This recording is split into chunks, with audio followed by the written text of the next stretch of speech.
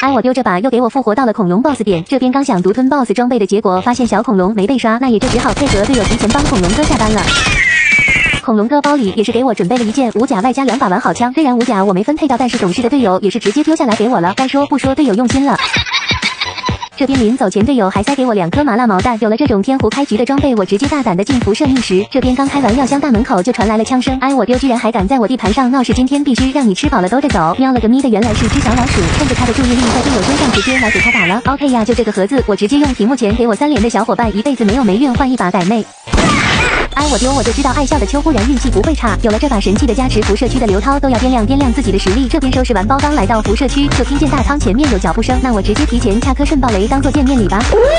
哎，我丢，居然被这小子躲开了，喵了个咪的，我现在可是有改妹的人，我管你是刚6还是刚7，在我面前你一样还是老弟级别。这边直接提前跳下来架住他的过点，轻松拿下，跟我斗还是太嫩了，给他补掉，迅速来包里找辐射板。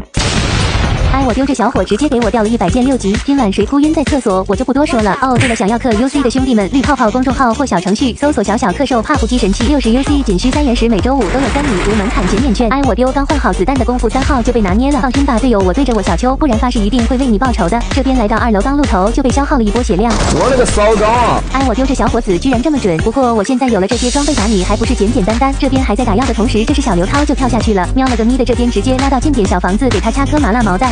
3、2、1。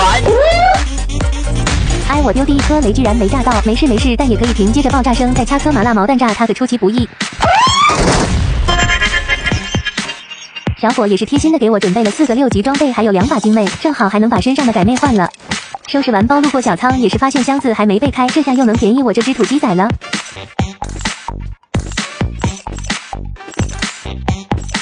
这边也是顺手在这开到了一张黑卡，有了黑门必须来给黑卡撬开。